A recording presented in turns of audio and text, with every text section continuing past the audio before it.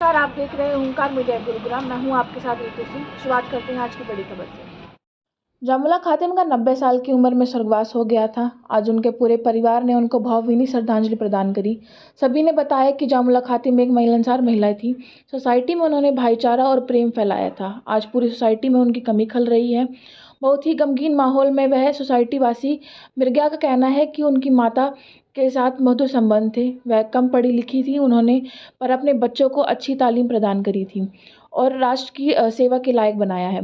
Major Usman का कहना था कि उन्होंने मुझे दुख सुख के साथ दिया है। आज वह उनकी कमी महसूस कर रहे हैं। मेरा नाम तबस्सुम है। आपकी माता का जो आपके पिताजी को मैं जानता हूँ, मेजर उस्मान को, वो बहुत ही अच्छे व्यक्तित्व के धनी हैं। आपकी माता का थोड़ा हमें बताएं कि वो किस तरह की लेडी थी और समाज को क्या देकर गई हैं और क्या देकर गई हैं। मेरी मम्मी का नाम जमीला खातून है। वो एक छोटे से गांव से आई थी जो बीसरू है, मेवात में पड़ता है। एंड कम उम्र में शादी हो गई थी और मेरे फादर आर्मी चले गए थे, तो उनने मेवात से बाहर सारा टाइम गुजारा। पर ज़्यादा पढ़ी लिखी नहीं थी, लेकिन उन्होंने अपना सारा जीवन पढ़े लिखों के बीच में गुजारा और कोई नहीं कहता था कि ये महिला कम पढ़ी लिखी है। उन्होंने इतना एडजस्ट किया उन्हें सोसाइटी में। एंड प्लस अपने 6 बच्चे हैं उनके, हम 5 बहनें 1 भाई हैं। सबको अच्छी तालीम दी। खुद इंग्लिश नहीं पढ़ती थी, लेकिन सीख के बच्चों को इंग्लिश पढ़ाई उन्होंने। सबसे बड़ी बात उनकी कि आपको तालीम दिया, आपको कामयाब बनाया है और आपको इतना सक्षम बना दिया कि आप यहाँ पर आज खड़े हो हमारे सामने। आप क्या कहना चाहेंगे उनकी स्मृति में, उनकी याद में? Thank you so much mummy, आप जहाँ भी हो खुश रहो। हम आपका हाथ हमारे ऊपर है।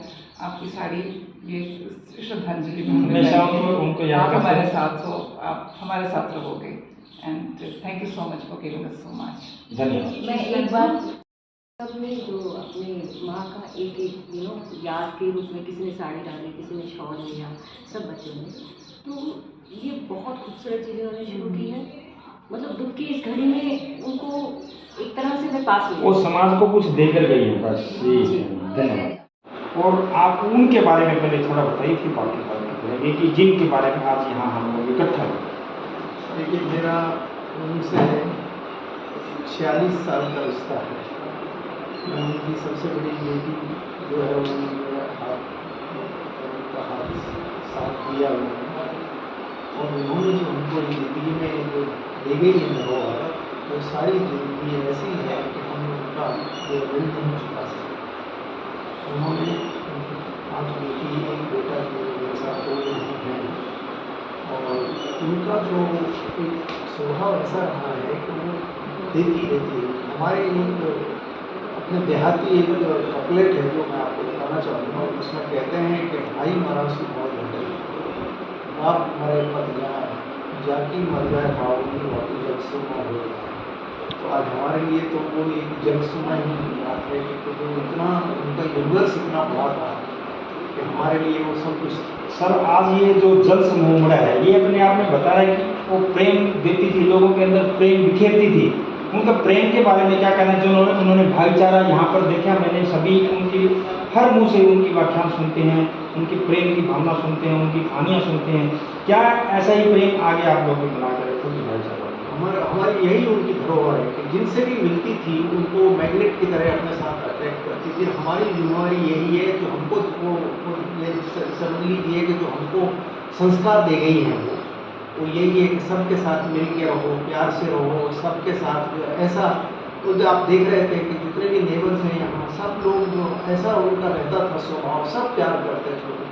तो हमारी सर, मैं आपसे जानना चाहूँ, हमारे बहुत से सैनिक मेरे को मिले हैं और सब उनको सलूट और सलाम कर रहे हैं, और ऐसा व्यक्तित्व हमारे पास से चलेगा। दुख हमें भी है, आपको भी है, मगर उसकी दुख की घड़ी में आप ऐसा क्या कहना चाहेंगे कि जो समाज उनको हमेशा याद रखे और सबके दिलों में जिंदा रहे? और पूरी यहाँ जो एवेन्यू में है, जो 13 मंजिल बिल्डिंग इसको बोला जाता है, इसका हर व्यक्ति इसको याद रखे। मेरी तो माँ थी, सो ऑब्वियसली मैं जो भी हूँ आज के लिए मम्मी की वजह से ही हूँ।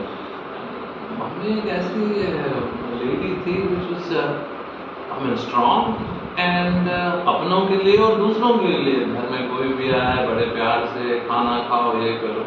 So I think we'll continue the same mummy ने जो ट्रेडिशन दिया है कि just keep everyone happy around you. That's what we'll do. Thank you.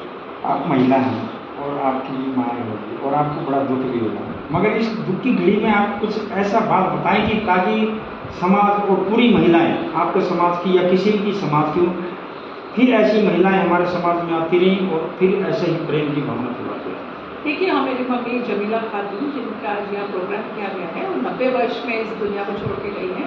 और मुझे लगता है उन्होंने पूरी ज़िंदगी अपनी फैमिली को समर्पित किया है, अपने हस्बैंड की, अपने बच्चों की बहुत अच्छी परवरिश करी है, बहुत अच्छा पालन पोषण करा है, पढ़ाई पे ध्यान दिया है, क्योंकि हम मेवात से आते हैं तो पढ़ाई लिखाई की बहुत मायने रखते हैं।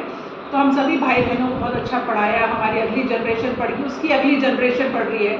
तो 4 पीढ़ियों को देखा है हमारी माँ ने और बहुत संतुष्ट थी लाइफ में। प्लस मुझे लगता है मेवात की 90 साल की उम्र में भी अगर हम कहें तो मेवात की पहली महिला थी जिन्हें हिंदी, इंग्लिश, उर्दू तीनों पढ़ना आता था और लिखना भी आता था। उन्होंने बच्चों को फर्स्ट क्लास में इंग्लिश पढ़ना सिखाया है और उनके पास लाइसेंस था बंदूक का। वो एक शूटिंग चैम्पियन भी थी, उन्होंने काफ़ी अवार्ड भी जीते थे। मुझे लगता है पहले मेरे महिला होंगे जिनके पास लाइसेंस था बंदूक का।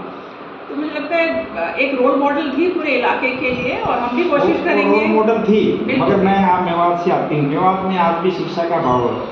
क्या कोई ऐसी संस्थानों के नाम से आप चलाएंगे जिससे मेवात में जो लड़कियों में शिक्षा का भाव है उसको दूर किया जाए, वो लड़कियां भी आपकी तरह होनहार बनें? देखिए, उन्हीं की शिक्षा है कि मैं विधायक बन गई, जिला प्रमुख बन गई, इतने रेजिडेंशियल स्कूल हमने गर्ल्स के लिए खोले हैं।